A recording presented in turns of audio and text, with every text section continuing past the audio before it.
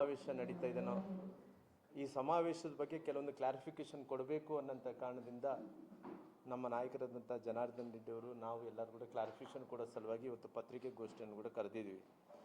ಇವತ್ತು ಬಳ್ಳಾರಿಯಲ್ಲಿ ನಡೆದಂಥ ಗಲಭೆ ಬಗ್ಗೆ, ಆ ಗಲಭೆ ಆದ ನಂತರ ರಾಜಶೇಖರ್ ಅವರು ಡೆತ್ ಆದ ನಂತರ ಕೂಡ ಎಲ್ಲ ವಿಚಾರಗಳನ್ನು, ಎಲ್ಲ ತುಣುಕುಗಳನ್ನು, ಎಲ್ಲ ವಿಡಿಯೋಗಳನ್ನು ನಾವೇನು SITಗೆ ನಂತರ ಏನು ತನಗೆ CIDಗೆ ಪೊಲೀಸ್ಗೆ ಎಲ್ಲವನ್ನು ಕೂಡ ಅದನ್ನು ಪ್ರತಿಯೊಂದು ವಿಚಾರವನ್ನು ಕೂಡ ದಾಖಲಾತಿಗಳನ್ನು ನಾವು ಎಲ್ಲವನ್ನು ಕೂಡ ನಾವು ಮುಟ್ಸೋಂಥ ಕೆಲಸ ಮಾಡಿದ್ದೀವಿ.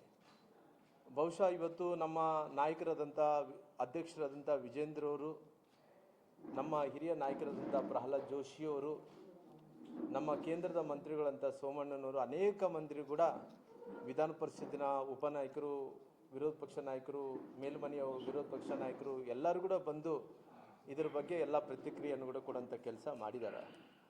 ಕೇವಲ ಇವತ್ತು 17ನೇ ತಾರೀಕು ಏನು ಸಮಾವೇಶ ನಡೀತಾ ಇದೆಯೋ, ಈ ಸಮಾವೇಶ ಏನಿದೆಯೋ ಕೇವಲ ಇದೊಂದು ಗಲಭೆಗೆ ಸಂಬಂಧಪಟ್ಟಿರುವಂಥ ಸಮಾವೇಶ ಅಲ್ಲ ಇದು. ಯಾಕಂದರೆ ಇವತ್ತು ಇಡೀ ರಾಜ್ಯದಲ್ಲಿ, ವಿಶೇಷವಾಗಿ ಕಲ್ಯಾಣ ಕರ್ನಾಟಕದಲ್ಲಿ ಏನಿವತ್ತು ಲಾ ಆ್ಯಂಡ್ ಆರ್ಡರ್ ಫೇಲ್ಯೂರ್ಸ್ ಆಗಿದೆನೋ, ಈ ಕಾನೂನು ಸುವ್ಯವಸ್ಥೆ ಸಂಪೂರ್ಣವಾಗಿ ಏನು ಹದಗೆಟ್ಟಿಗೆ ಹೋಗಿದೆನೋ, ಯಾವ ರೀತಿಯಲ್ಲಿ ಕಾಂಗ್ರೆಸ್ಸಿನ ಅಧಿಕಾರಕ್ಕೆ ಬಂದ ನಂತರ, ಕಾಂಗ್ರೆಸ್ ಸರ್ಕಾರ ಆಡಳಿತ ಬಂದ ನಂತರ ಜಿಲ್ಲಾ ಮಂತ್ರಿಗಳೆಲ್ಲರೂ ಕೂಡ ಯಾವ ರೀತಿಯಲ್ಲಿ ಭ್ರಷ್ಟಾಚಾರ ಮಾಡ್ತಾ ಇದ್ದಾರೆ, ಯಾವ ರೀತಿಯಲ್ಲಿ ಕೊಳ್ಳೆ ಹೊಡಿತಾ ಇದ್ದಾರೆ, ನಮ್ಮ ಕಾರ್ಯಕರ್ತರನ್ನ ಯಾವ ರೀತಿಯಲ್ಲಿ ಕೇಸ್ಗಳು ಆಗ್ತಾ ಇದ್ದಾರೆ, ನಮ್ಮ ಕಾರ್ಯಕರ್ತರನ್ನ ಯಾವ ರೀತಿಯಲ್ಲಿ ಪೊಲೀಸ್ ಸ್ಟೇಷನ್ದಲ್ಲಿ ಆಗ್ತಾ ಇದ್ದಾರೆ, ನಮ್ಮ ಶಾಸಕರನ್ನೆಲ್ಲರೂ ಕೂಡ ಯಾವ ರೀತಿಯಲ್ಲಿ ದೌರ್ಜನ್ಯಗಳು ಮಾಡಿ ಕೇಸ್ಗಳನ್ನು ಆಗ್ತಾ ಇದ್ದಾರೆ, ನಮ್ಮ ಸ್ವತಂತ್ರ ಮಾಜಿ ಶಾಸಕರುಗಳನ್ನ ಕೂಡ ಯಾವ ರೀತಿಯಲ್ಲಿ ಹಲ್ಲೆ ಮಾಡ್ತಾ ಇದ್ದಾರೆ. ಉದಾಹರಣೆಗೆ ಹಲ್ಲೆ ವಿಚಾರ ಬಗ್ಗೆ ಹೇಳ್ಬೇಕಂದ್ರೆ, ನಮ್ಮ ಹಾಲಿ ಶಾಸಕರಾದಂಥ ನಮ್ಮ ಏನು ನಮ್ಮ ಹುಮ್ನಾಬಾದ್ ಶಾಸಕರಾದಂಥ ನಮ್ಮ ಸಿದ್ದು ಅವ್ರನ್ನ, ಅಲ್ಲಿದ್ದಂಥ ವಿಧಾನ ಪರಿಷತ್ ಸದಸ್ಯರಾದಂಥ ಅವ್ರ ಹೆಸರೇನು ನನಗೆ ಗೊತ್ತಿಲ್ಲ, ಅವ್ರ ಬಗ್ಗೆ ಅವರೇ ವಿಧಾನ ಪರಿಷತ್ ಸಭೆ ನಡೆಯುವಂಥ ಟೈಮಲ್ಲಿ SP ಸಾಕ್ಷಿಯಾಗಿ ಅವ್ರನ್ನ ಚೇರ್ ಎತ್ಕೊಂಡು ಹೊಡೆಯೋಂಥ ಸನ್ನಿವೇಶಗಳು ನೋಡಿದ್ವಿ. ಅದೇ ರೀತಿಯಲ್ಲಿ ಬೀದರ್ ಪರಿಸ್ಥಿತಿ ಹಂಗಾದರೆ ಮುಂದಕ್ಕೆ ಬಂದರೆ ಕಲಬುರಗಿ ಪರಿಸ್ಥಿತಿಯನ್ನು ಇವತ್ತು ಅಲ್ಲಿ ಏನಾಗಿದೆ, ರಿಪಬ್ಲಿಕ್ ಆಫ್ ಕಲಬುರಗಿ ಮಾಡ್ಕೊಂಡು ಕುಂತಾರ. ಅಲ್ಲಿದ್ದಂಥ ಸಣ್ಣಗಾರಿಗೆ ಅವರು ಇವತ್ತು ನಮ್ಮ ಅಧ್ಯಕ್ಷರಾದಂಥ ಸನ್ಮಾನ್ಯ ವಿಜೇಂದ್ರ ಅವರು, ನಂತರ ವಿಧಾನ ಪರಿಷತ್ ಸದಸ್ಯರಂಥ ಚಲವಾದಿ ನಾರಾಯಣ ಸ್ವಾಮಿ ಎಲ್ಲರೂ ಕೂಡ ಅಕ್ರಮ ಗಣಿಗಾರಿಕೆ ಆಗ್ತಾಯಿದೆ, ಮರಳು ಗಣಿಗಾರಿಕೆ ಆಗ್ತಾಯಿದೆ ಅಂತೇಳಿ ಹೋದಂಥ ಟೈಮಲ್ಲಿ ಎಲ್ಲರೂ ಕೂಡ ಕಲ್ಲು ಬಂಡೆ ಹಿಡ್ಕೊಂಡು ಅಲ್ಲಿಂದ ವಿರೋಧ ಪಕ್ಷದ ನಾಯಕನ ಚಲವಾದಿ ನಾರಾಯಣ ಸ್ವಾಮಿ ದಲಿತನನ್ನು ಕೂಡ ನೋಡಲಾರ್ದಂತೆ ಹಲ್ಲೆ ಮಾಡೋಂಥ ಪ್ರಯತ್ನ ಮಾಡಿದ್ದಾರೆ. ಅವತ್ತು ಪಕ್ಷದ ರಾಜ್ಯಾಧ್ಯಕ್ಷರಾದಂಥ ಸನ್ಮಾನ್ಯ ವಿಜೇಂದ್ರ ಅವ್ರನ್ನು ಕೂಡ ಅಲ್ಲಿಂದ ಹಲ್ಲೆ ಮಾಡೋಂಥ ಕೆಲಸ, ಆಮೇಲೆ ಅಲ್ಲಿಂದ ಕಲ್ಲುಗಳು ತೂರಾಟ ಮಾಡೋಂಥ ಕೆಲಸ ಕೂಡ ಮಾಡಿದ್ದಾರೆ. ಹಾಗಾಗಿ ಟೋಟಲ್ ಆಗಿ ಇವತ್ತು ಲಾ ಆ್ಯಂಡ್ ಆರ್ಡರ್ ಕಂಪ್ಲೀಟಾಗಿ ಫೇಲ್ಯೂರ್ಸ್ ಆಗಿದೆ. ಈ ಸರ್ಕಾರ ಇವತ್ತು ನೋಡಿದಂಥ ಟೈಮಲ್ಲಿ ನಮ್ಮ ಎಲ್ಲ ಕಾರ್ಯಕರ್ತರ ಮೇಲೆ ಇವತ್ತು ಹಲ್ಲೆಗಳು ಮಾಡೋಂಥ ಕೆಲಸ ಕೂಡ ನಡೀತಾ ಇದೆ. ಅದಕ್ಕೋಸ್ಕರವಾಗಿ ಇವತ್ತು ನಮಗೆ ಈ ಭಾಗದಲ್ಲಿ ಏನು 41 ಮಂದಿ ಶಾಸಕರು ನಾವೇನಿದ್ವೋ, ಹತ್ತತ್ರ 41 ಮಂದಿ ಶಾಸಕರು ಅಂದರೆ ನಮ್ಮ ಹತ್ರ ಇರೋದು ಕಡಿಮೆ ಸಂಖ್ಯೆ. ನಮಗಿರೋದು ಬಹುಶಃ ಎಲ್ಲ ಕಲ್ತ್ರೆ ಒಂದು 5-6 ಮಂದಿ MLA ಇರೋದು, 41ರಲ್ಲಿ ಒಂದು 5-6 ಮಂದಿ MLAಗಳಿದ್ದಾರೆ. ಏನಿವತ್ತು ಹತ್ತತ್ರ 5 ಲೋಕಸಭಾ ಕ್ಷೇತ್ರದಲ್ಲಿ ಕೂಡ ಯಾರೊಬ್ಬರು ಕೂಡ ಲೋಕಸಭಾ ಸದಸ್ಯರಿಲ್ಲ. ಹಂಗಾಗಿ ಇವತ್ತು ಈ ಭಾಗದಲ್ಲಿ, ಮಧ್ಯ ಕರ್ನಾಟಕ ಭಾಗದಲ್ಲಿ ಕೂಡ ಸಂಖ್ಯೆ ಭಾಳಷ್ಟು ಕಡಿಮೆ ಇರೋ ಕಾರಣ ಎಲ್ಲ ಶಾಸಕರನ್ನ, ಇವತ್ತು ಎಲ್ಲ ಲೋಕಸಭಾ ಸದಸ್ಯರನ್ನ ಎಲ್ಲರೂ ಕೂಡ ಇವತ್ತು ನಡೆದಂಥ ಈ ಸರ್ಕಾರದಲ್ಲಿ ನಡೆದಂಥ ದಬ್ಬಾಳಿಕೆ ವಿಚಾರದಲ್ಲಿ, ದೌರ್ಜನ್ಯ ವಿಚಾರದಲ್ಲಿ, ನಮ್ಮ ಕಾರ್ಯಕರ್ತರ ಕೇಸ್ ಹಾಕೋಂಥ ವಿಚಾರದಲ್ಲಿ, ಲಾ ಆ್ಯಂಡ್ ಆರ್ಡರ್ ಫೇಲ್ಯೂರ್ ವಿಚಾರದಲ್ಲಿ, ಎಲ್ಲ ವಿಚಾರದಲ್ಲಿ ಕೂಡ ಸಂಪೂರ್ಣವಾಗಿ ನಮ್ಮ ಕಾರ್ಯಕರ್ತರು ಒಂದು ದೊಡ್ಡ ಹೋರಾಟವನ್ನು ಮಾಡಬೇಕು ಅನ್ನೋಂಥ ಕಾರಣದಿಂದ ಇವತ್ತು ಬಳ್ಳಾರಿಯಲ್ಲಿ ನಡೀತಾ ಇರುವಂಥ ಇವತ್ತು ನಮ್ಮ ಈ 17ನೇ ತಾರೀಕಿಗೆ ಏನು ಸಮಾವೇಶ ಏನಿದೆನೋ, ಸಮಾವೇಶದಲ್ಲಿ ನಮ್ಮ ಪಕ್ಷದ ಅಧ್ಯಕ್ಷರಂಥ ವಿಜೇಂದ್ರ ಅವರು, ಪ್ರಹ್ಲಾದ್ ಜೋಶಿ ಸಾಹೇಬ್ರವರು, ಅದೇ ರೀತಿಯಲ್ಲಿ JDU ನಾಯಕರಾದಂಥ ಸನ್ಮಾನ್ಯ ಮಾಜಿ ಮುಖ್ಯಮಂತ್ರಿಗಳಂಥ ಕುಮಾರಸ್ವಾಮಿ ಅಣ್ಣನವರು, ಅದೇ ರೀತಿಯಲ್ಲಿ ಸಾಕಷ್ಟು ಅಶೋಕ್ ಅಣ್ಣನವರು, ನಮ್ಮ ವಿರೋಧ ಪಕ್ಷದ ನಾಯಕರಾದಂಥ ಅಶೋಕ್ ಅವರು, ವಿಧಾನ ಪರಿಷತ್ ಸದಸ್ಯರಾದಂಥ ಚಲವಾದಿ ನಾರಾಯಣ ಸ್ವಾಮಿಯವರು ಮತ್ತು ಅನೇಕ ಮಂದಿ ಶಾಸಕರು, ಸಂಸದರು ಎಲ್ಲರೂ ಕೂಡ ಸೇರಿ ಒಂದು ದೊಡ್ಡ ಸಮಾವೇಶವನ್ನು ಕೂಡ ಇವತ್ತು ನಾವು ಮಾಡೋಂಥ ಕೆಲಸ ಮಾಡ್ತಾಯಿದ್ವಿ.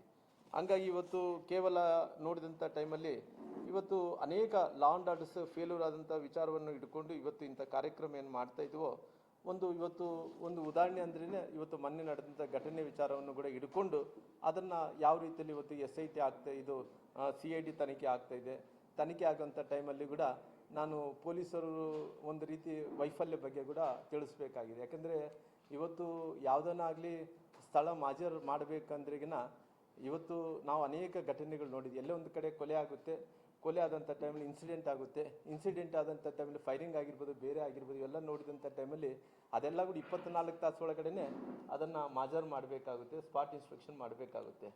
ಅದು ಅಕಸ್ಮಿತವಾಗಿ 24 ತಾಸು ಒಳಗಡೆ ಅವ್ರು ಮಾಡೋಕ್ಕಾಗಲ್ಲ ಅಂತ ಹೇಳ್ತಿರ್ಕನ, ಪಂಚನಾಮ ಮಾಡೋಕ್ಕಾಗಲ್ಲ ಅಂದರೆ ಅಲ್ಲಿ ಏನು ಮಾಡಬೇಕಾಗಿದೆ, ಅಲ್ಲಿ ಕೆಲವೊಂದು ಯಾರು ಕೂಡ ಅಡ್ಡಾಡಲಾರ್ದಂತೆ ಒಂದು ಬೌಂಡ್ರಿ ಫಿಕ್ಸ್ ಮಾಡಬೇಕಾಗುತ್ತೆ. ಯಾಕಂದರೆ ಯಾರನ್ನು ಅಡ್ಡಾಡಿದಂಥ ಟೈಮಲ್ಲಿ ಗುಂಡು ಆರಿಸಿದ ಗುಂಡುಗಳನ್ನು ಯಾರನ್ನು ಜೋಬಲ್ಲಿ ಇಟ್ಕೊಂಡು ಹೋಗಿರ್ಬೋದು, ಯಾರನ್ನು ಸಿಕ್ಕಾಪಟ್ಟು ಎಷ್ಟು ದಿನ ಆದಮೇಲೆ ಇವರು ಪಂಚನಾಮ ಏನು ಮಾಜರ್ ಇನ್ಸ್ಪೆಕ್ಷನ್ ಮಾಡ್ತಾರೆ, 5 ದಿನ ಆದಮೇಲೆ. 5 ದಿನ ಆದಮೇಲೆ ಏನು ಸಿಗ್ತಾವೆ ಇವರಿಗೆ, 5 ದಿನ ಆದಮೇಲೆ ಎಲ್ಲರೂ ಕೂಡ ಅಡ್ಡಾಡಿರ್ತಾರೆ. 5 ದಿನ ಆದಮೇಲೆ ಎಲ್ಲ ಕೂಡ ಗುಂಡುಗಳು ಕೂಡ ಅವರೇ ಆರಿಸ್ಕೊಂಡು ಹೋಗಿರ್ಬೋದು. ಎಷ್ಟೋ ಅಂದರೆ ಕನಿಷ್ಠ ಕಾಮನ್ ಸೆನ್ಸ್ ಅಂದರೆ ಪೊಲೀಸರನ್ನಾಗಲಿ ಈ ರೀತಿ ಮಾಜರ್ ಮಾಡಬೇಕಾಗಿದೆ, ಈ ರೀತಿ ಪಂಚನಾಮವನ್ನು ಮಾಡಬೇಕಾಗಿದೆ. ಯಾವತ್ತನ ಒಂದು ಸಾರಿ ಡೆತ್ ಆದ ಪ್ಲೇಸ್ನ ಮಾರ್ಕ್ ಮಾಡಿ ಅದನ್ನು ಬೌಂಡ್ರಿ ಫಿಕ್ಸ್ ಮಾಡಿಕೊಂಡು ಎಲ್ಲೆಲ್ಲಿ ಗುಂಡು ಹಾರಿಸಿದವರು ಯಾರು ಸಾರ್ವಜನಿಕರು ಅಡ್ಡಾಡ್ಲಾರ್ದಂತ ಅವೆಲ್ಲ ಮಾಡಬೇಕಾಯಿತು. ಯಾಕಂದರೆ ಇವತ್ತು ಸರ್ಕಾರದಲ್ಲಿ ಅವರು ಮೇಲುಗಡೆ ಅಲ್ಲಿ ಸರ್ಕಾರದಲ್ಲಿ ಅವ್ರಿಗೆ ಒಂದು ರೀತಿ ಪ್ರೋತ್ಸಾಹ ಇರೋ ಕಾರಣ ಇದೆಲ್ಲ ಕೂಡ ನೆಗ್ಲೆಕ್ಟ್ ಮಾಡೋಂಥ ಕೆಲಸ ಕೂಡ ಮಾಡಿದ್ರೆ 5 ದಿನ ಆದಮೇಲೆ ಇವತ್ತು ಪಂಚನಾಮ ಮಾಡೋಂಥ ಕೆಲಸ, ಮಾಜರ್ ಮಾಡೋಂಥ ಕೆಲಸ, ಅನೇಕ ಲೋಪಗಳು ಕೂಡ ಇದ್ದಂಥ ಟೈಮಲ್ಲಿ ಇವತ್ತು ನಾವೆಲ್ಲರೂ ಕೂಡ ಒಂದು ತೀರ್ಮಾನವನ್ನು ನಾವು ತೊಗೊಂಡಿದ್ವಿ. ಏನಂದರೆ 17ನೇ ತಾರೀಕಿಗೆ ಒಂದು ಕರ್ನಾಟಕ ರಾಜ್ಯದಲ್ಲಿ ಇವತ್ತು ಲಾ ಆ್ಯಂಡ್ ಆರ್ಡರ್ ಏನು ಫೇಲ್ಯೂರ್ಸ್ ಆಗಿದೆನೋ, ನಮ್ಮ ಅಧ್ಯಕ್ಷರಾದಂಥ ವಿಜೇಂದ್ರ ಅವ್ರ ನೇತೃತ್ವದಲ್ಲಿ, ನಮ್ಮ ವಿರೋಧ ಪಕ್ಷದ ನಾಯಕರು ಎಲ್ಲರ ನೇತೃತ್ವದಲ್ಲಿ ಒಂದು ದೊಡ್ಡದಾದಂಥ ಶಕ್ತಿ ಪ್ರದರ್ಶನವನ್ನು ಮಾಡಬೇಕು.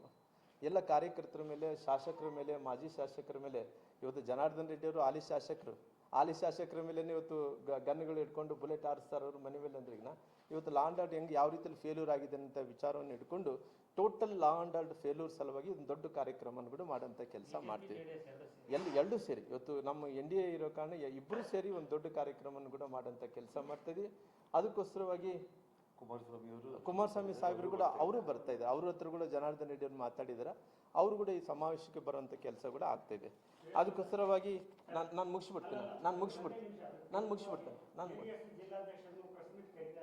ಇಲ್ಲ, ನಮ್ಮ ಅಣ್ಣವರು ನಮ್ಮ ಮೀನಲ್ಲಿ ತಾಯಣ್ಣವರು ಪಬ್ಲಿಕಲ್ಲಿ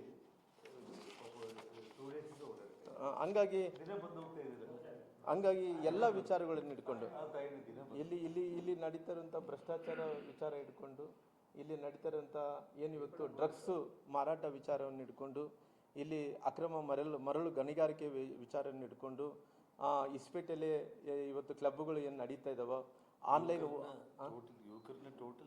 ತಪ್ಪು ದಾರಿಯಲ್ಲಿ ಏನು ನಡೀತಾ ಇದೆನೋ, ಇವತ್ತು ನನಗೆ ನಿನ್ನೆ ಒಬ್ಬ ರಿಟೈರ್ಡ್ ಪೊಲೀಸ್ ಆಫೀಸರ್ ರಾಮ್ಲೋರೆ ನಿಮಗೆ ಗಾಂಜಾ ಬೇಕಂತ ಹೇಳಿದ್ರಿಗಿನ ಯಾರನ್ನ ಫೋನ್ ಮಾಡಿದ್ರೆ ಈ ಸ್ಥಳಕ್ಕೆ ಬಾ ಅಂತಾರೆ, ಆ ಸ್ಥಳಕ್ಕೆ ಬಂದರೆ ಗಾಂಜಾ ಕೊಡೋಂಥ ಕೆಲಸ ಕೂಡ ಆಗ್ತಾಯಿದೆ. ಹಂಗಾಗಿ ಇವತ್ತು ಮಟಕನ ಎಲ್ಲ ಕೂಡ ಆನ್ಲೈನಲ್ಲಿ ನಡೀತಾ ಇದ್ದಾವೆ.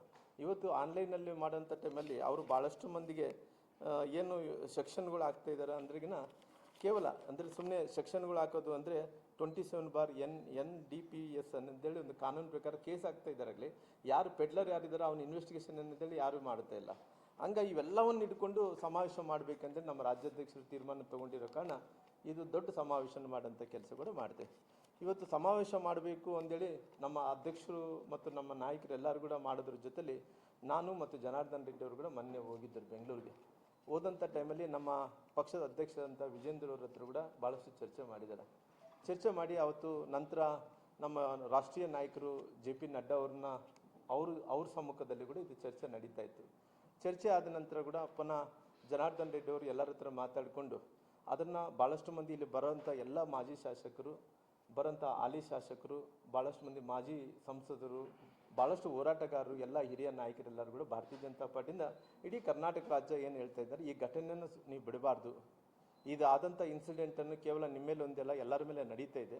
ಇವತ್ತು ನೀವು ಒಂದು ಸ್ಥಾನದಲ್ಲಿರೋ ಕಾರಣ ಇವತ್ತೆಲ್ಲ ಕೂಡ ಮಾಧ್ಯಮದ ಮೂಲಕ ಹೊರಗಡೆ ಬರೋಂಥ ಕೆಲಸ ಆಗಿದೆ. ಇದು ಕೇವಲ ಇಲ್ಲಿಗೆ ಮುಗಿಬಾರ್ದು, ಸಮಾವೇಶ ಜೊತೆಲಿ ಪಾದಯಾತ್ರೆಯನ್ನು ಕೂಡ ಮಾಡಬೇಕು ಅನ್ನೋ ವಿಚಾರವನ್ನು ಭಾಳಷ್ಟು ಸಾರಿ ನಮ್ಮ ಚರ್ಚೆಯನ್ನು ಮಾಡಿದ್ರೆ ಜನಾರ್ದನ್ ರೆಡ್ಡಿ ಅವರು ಕೂಡ ಹೋಗಿ ಅಧ್ಯಕ್ಷರ ಹತ್ರ ಮಾತಾಡಿ ಎಲ್ಲ ವಿಚಾರಗಳನ್ನು ಕೂಡ ಅವ್ರು ತಿಳಿಸಿ ಅವ್ರಿಗೆ ಯಾವ್ಯಾವ ಏನೇನು ಸಮಾಧಾನ ಕೊಡಬೇಕು ಎಲ್ಲವನ್ನು ಕೂಡ ಕೊಟ್ಟು ಕಂಪಲ್ಸರಿ ಎಲ್ಲರೂ ಒತ್ತಾಯ 90% ಪಬ್ಲಿಕ್ ನನ್ನ ಹತ್ರ ಬರೋಂಥ ಜನಾರ್ದನ್ ರೆಡ್ಡಿ ಅವರು ಹೇಳಿದಂತೆ 90% ಪಬ್ಲಿಕ್ಕು ಅವ್ರ ಒಪಿನಿಯನ್ ಹೆಂಗಿದೆ ಅಂದರೆ ಪಾದಯಾತ್ರೆ ಮಾಡ್ರಿ ಅನ್ನೋಂಥ ಒಪಿನಿಯನ್ ಇರೋ ಕಾರಣ ಅವರು ಎಲ್ಲವನ್ನು ಕೂಡ ಮಾಹಿತಿ ಕೊಡೋಂಥ ಕೆಲಸ ಮಾಡ್ಯಾರ. ಮತ್ತು ಅಧ್ಯಕ್ಷರು ನನ್ನ ಕರೆದಿದ್ದು, ರಾಮ್ಲವ್ರೆ ನೀವು ಬರಬೇಕಂತೇಳಿ ಕರೆದಿದ್ದರು. ನಾನು ಕೂಡ ನಿನ್ನೆ ಹೋದಂಥ ಟೈಮಲ್ಲಿ ಅಧ್ಯಕ್ಷರು ಕೂಡ ಎಲ್ಲ ವಿಚಾರಗಳನ್ನು ತಿಳ್ಕೊಂಡ ನಂತರ ನಾನು ಕೂಡ ಎಲ್ಲ ವಿಚಾರಗಳನ್ನು ಕೂಡ ಅವ್ರು ತಿಳಿಸಿದ ನಂತರ ಅವ್ರು ಹೇಳಿದ್ರು ರಾಮ್ಲಣ್ಣವರೇ ನಾವು ಮತ್ತೆ ಪುನಃ ಪತ್ರವನ್ನು ಬರೆದು ಆ ಪತ್ರದ ಮೂಲಕ ಕೂಡ ಅವರು ಪುನಃ ನಿಮಗೆ ಹೇಳ್ತೀನಿ ಅನ್ನೋಂಥ ಮಾತನ್ನು ಹೇಳಿದರು. ನಾನು ಕೂಡ ನನಗಿರೋಂಥ ಒಂದು ಸೋರ್ಸ್ ಪ್ರಕಾರ ನಾನು ಕೇಂದ್ರದ ನಾಯಕರನ್ನ ಎಲ್ಲರ ಹತ್ರ ನಾನು ಮಾತಾಡಿದಂಥ ಟೈಮಲ್ಲಿ ಕೂಡ ಅವರು ಹೇಳಿದರು, ನಮ್ಮದು ಯಾವುದೇ ರೀತಿಯಲ್ಲಿ ಪಾದಯಾತ್ರೆ ಮಾಡೋಂಥ ವಿಚಾರದಲ್ಲಿ ನಮ್ಮದು ಯಾವುದೇ ಅಭ್ಯಂತರ ಇಲ್ಲ. ಅವ್ರು ಹೇಳಿದಂಥ ಎಲ್ಲ ನಾಯಕರು ಹೇಳಿದಂಥ ಅಭಿಪ್ರಾಯ ಏನಂದ್ರೆಗಿನ ನನ್ನ ಸೋರ್ಸ್ ಪ್ರಕಾರ ನಮ್ಮ ನಾಯಕರು ಎಲ್ಲರೂ ಕೂಡ, ಯಾಕಂದರೆ ನಾನು ಕೂಡ ತುಂಬ ವರ್ಷಗಳಿಂದ ರಾಜಕಾರಣದಲ್ಲಿ ಇರೋ ಕಾರಣ ನನಗೆ ಕೂಡ ಕೇಂದ್ರದ ನಾಯಕರು ಎಲ್ಲರೂ ಕೂಡ ಪರಿಚಯಸ್ಥರಾಗಿರೋ ಕಾರಣ ಎಲ್ಲರೂ ಕೂಡ ಹೇಳಿದರು, ನನ್ನ ಇವತ್ತು ಪಾದಯಾತ್ರೆ ಮಾಡೋಂಥ ವಿಚಾರದಲ್ಲಿ ಕೇಂದ್ರದ ನಾಯಕರು ನಮ್ದು ಯಾವುದೇ ಅಭ್ಯಂತರ ಇಲ್ಲ ಅನ್ನೋಂಥ ಮಾತನ್ನು ಕೂಡ ಅವ್ರು ಹೇಳಿದ್ದಾರೆ. ಹೇಳಿದ ಮೇಲೆ ಮತ್ತು ನಮ್ಮ ಅಧ್ಯಕ್ಷರು ಕೂಡ ನಾನು ತಿಳಿಸಿದೆ, ರಾಮ್ಲಣ್ಣವ್ರು ಹಿಂಗೆ ವಿಜೇಂದ್ರ ಅವರು ಹಿಂಗೆ ಆಗ್ತಾಯಿದೆ ಅನ್ನೋಂಥ ವಿಚಾರ ಹೇಳಿದ ನಂತರ ನಾನು ಜನಾರ್ದನ್ ರೆಡ್ಡಿ ಅವ್ರಿಗೆ ಹೇಳಿದೆ, ಏನು ಮಾಡೋಣ್ರಿ ಜನಾರ್ದನ್ ರೆಡ್ಡಿ ಅವರೇ, ಎಲ್ಲರೂ ಕೂಡ ಪಾದಯಾತ್ರೆ ಮಾಡಬೇಕಂತಿದ್ದಾರೆ. ಆಲ್ರೆಡಿ ಪಾದಯಾತ್ರೆ ಮಾಡೋಂಥ ವಿಚಾರದಲ್ಲಿ ಕೂಡ ನಾವು ಇವತ್ತು ಮಾಧ್ಯಮಗಳಲ್ಲಿ ನಾನು ನೋಡ್ತಾ ಇದ್ದೆ, ಅದು ಏನು ಇವತ್ತು ಪಾದಯಾತ್ರೆ ಹೆಂಗೆ ಹೋಗ್ತಾ ಇದೆ, ಎಲ್ಲೆಲ್ಲಿ ನಿಲ್ಲಬೇಕು, ಎಲ್ಲೆಲ್ಲಿ ಹಾಲ್ಟ್ ಇದೆ, ಎಲ್ಲೆಲ್ಲಿದೆ, ಟೋಟಲ್ ಆಗಿ ಹತ್ತತ್ರ 22 ದಿನಗಳು 20 ದಿನಗಳದ್ದು ಒಂದು ರೂಟ್ ಪ್ಲ್ಯಾನ್ ಅನ್ನು ಕೂಡ ಮಾಡ್ಕೊಂಡು ಎಲ್ಲರಿಗೂ ನಿಮ್ಮ ಕಾಪಿ ಒಂದು ಕೊಡ್ತೀನಿ, ಒಂದು ರೂಟ್ ಪ್ಲ್ಯಾನ್ ಅನ್ನು ಕೂಡ ಮಾಡ್ಕೊಳ್ಳೋಂಥ ಕೆಲಸ ಆಗಿದೆ. ಆದ ನಂತರ ಕೂಡ ಇವತ್ತು ನಮಗೇನಂದರೆ ನಮ್ಮಲ್ಲಿ ನಮ್ಮ ಪಾರ್ಟಿಯಲ್ಲಿ ಇವತ್ತು ನಾವೆಲ್ಲ ತಯಾರಿ ಮಾಡ್ಕೊಂಡಿದ್ರು ಕೂಡ ನಾವೇನು ಇವತ್ತು ಪಾದಯಾತ್ರೆ ಅಂದರೆ ಹೆಂಗಂದರೆ 17ನೇ ತಾರೀಕು ಸಮಾವೇಶ ಆಗಬೇಕು, ಸಮಾವೇಶ ಆದ ತಕ್ಷಣ ಅಲ್ಲಿಂದನೇ ಪಾದಯಾತ್ರೆ ಹೊರಡಬೇಕನ್ನೋಂಥ ಸಲುವಾಗಿ ಇನ್ನು 2 ದಿನ ಉಳಿದಿರೋಕ್ಕೋಸ್ಕರ ಎಲ್ಲ ರೆಡಿಯನ್ನು ಮಾಡ್ಕೊಂಡಿವಿ. ಇದೆಲ್ಲ ಕೂಡ ಬ್ಲೂ ಪ್ರಿಂಟ್ ತಮ್ಮೆಲ್ಲರೂ ಕೂಡ ಕೊಡ್ತೀನಿ, ಹೋಗ್ಬೇಕಂದೇಳಿ ನಮ್ಮ ಅಭಿಪ್ರಾಯ ಏನಿದೆನೋ ಹಂಗಿತ್ತು. ಆಮೇಲೆ ಹಂಗಾಗಿ ನಾವೆಲ್ಲರೂ ಕೂಡ ಯೋಚನೆ ಮಾಡಿದಂಥ ಟೈಮಲ್ಲಿ ನಮ್ಮ ಕೇಂದ್ರದಲ್ಲಿ ನಾಯಕರು ಮಾತಾಡಿದಂಥ ಟೈಮಲ್ಲಿ ಅವರೆಲ್ಲರೂ ಕೂಡ ರಾಜ್ಯಾಧ್ಯಕ್ಷರು ತೀರ್ಮಾನ ತೊಗೊಳ್ಳಿ, ಅವ್ರು ತೊಗೊಂಡ ನಂತರ ತಾವೇನು ಮಾಡ್ತಿರೋ ಮಾಡಿರಿ ಅನ್ನೋಂಥ ಅಭಿಪ್ರಾಯನೂ ಕೂಡ ಮಾಡಿದ್ದಾರೆ. ಹಂಗಾಗಿ ಇವತ್ತು ಅಧ್ಯಕ್ಷರು ಕೂಡ ಚಿತ್ರದುರ್ಗದಲ್ಲಿ ಕೂಡ ಮಾತಾಡಿ ಎಲ್ಲರ ಅಭಿಪ್ರಾಯ ನಾವು ಪಾದಯಾತ್ರೆ ಮಾಡಬೇಕನ್ನಂಥದ್ದಿದೆ ಅನ್ನಂತ ಹೇಳಿದ್ದಾರೆ. ಹಂಗಾಗಿ ಇವತ್ತು ಅಧ್ಯಕ್ಷರು ಅಂದರೆ ನಮ್ಮಲ್ಲಿ ಪಾರ್ಟಿಯಲ್ಲಿ ಒಂದು ಕೆಲವೊಂದು ಪ್ರೊಸೀಜರ್ಸ್ ಇರ್ತಾವೆ, ಎಲ್ಲಿ ತನಕ ಅಧ್ಯಕ್ಷರು ಪರ್ಮಿಷನ್ ಕೊಡಲ್ಲ ಅಲ್ಲಿ ತನಕ ನಾವು ಪಾದಯಾತ್ರೆ ಮಾಡೋಂಗಿಲ್ಲ. ಹಂಗಾಗಿ ಆಲ್ರೆಡಿ ನಮ್ಮ ರಾಷ್ಟ್ರೀಯ ನಾಯಕರು ಎಲ್ಲರೂ ಕೂಡ ಹೇಳಿದ್ದಾರೆ, ರಾಜ್ಯಾಧ್ಯಕ್ಷರು ಅಂತಿಮ, ಅವರು ಓಕೆ ಅಂದ್ಬಿಟ್ರೆ ನಮ್ದು ಯಾವುದೇ ಅಭ್ಯಂತರ ಇಲ್ಲ ಅನ್ನೋಂಥ ಮಾತನ್ನು ಹೇಳಿದ್ದಾರೆ. ಹಂಗಾಗಿ ನಾವೆಲ್ಲ ಕೂಡ ಈ ಸಿದ್ಧತೆಯನ್ನು ಮಾಡ್ಕೊಂಡಿದ್ವಿ. ಪಾದಯಾತ್ರೆ ಸಲುವಾಗಿ ರಾಜ್ಯಾಧ್ಯಕ್ಷರಂದ ವಿಜೇಂದ್ರವರು ಎಲ್ಲಿ ನಮ್ಮ ಪಾರ್ಟಿ ಪ್ರೊಸೀಜರ್ಸ್ ಇರೋ ಕಾರಣ ಅವ್ರು ಯಾವಾಗ ಒಪ್ಪಿಗೆ ಕೊಡ್ತಾರೋ ಆ ಒಪ್ಪಿಗೆ ಕೊಟ್ಟಿದ ತಕ್ಷಣ ಪಾದಯಾತ್ರೆಯನ್ನು ಕೂಡ ಪ್ರಾರಂಭ ಮಾಡೋಂಥ ಕೆಲಸ ಮಾಡಿ ಎಲ್ಲವನ್ನು ಕೂಡ ತಯಾರು ಮಾಡ್ಕೊಂಡು ಕುಂತೀವಿ. ಸಮಾವೇಶ ಜೊತೆಲಿ ಅಲ್ಲಿಂದನೇ 17ನೇ ತಾರೀಕು ಪಾದಯಾತ್ರೆ ಹೋಗ್ಬೇಕಂತೇಳಿ ತೀರ್ಮಾನವನ್ನು ತೊಗೊಂಡು ಅಧ್ಯಕ್ಷರ ಸಲುವಾಗಿ ಅವ್ರ ಒಪ್ಪಿಗೆ ಅಂದರೆ ಅವರು ಯಾವಾಗ ಒಪ್ಪಿಗೆ ಕೊಡ್ತಾರ ಅನ್ನೋಂಥದ್ದಕ್ಕೋಸ್ಕರ ಕಾಯ್ತಾ ಇದ್ವಿ. ಅವ್ರು ಒಪ್ಪಿಗೆ ಕೊಟ್ಟಿದ ತಕ್ಷಣ ಪಾದಯಾತ್ರೆಯನ್ನು ಅನೌನ್ಸ್ ಮಾಡೋಂಥ ಕೆಲಸ ಕೂಡ ಮಾಡ್ತೀವಿ.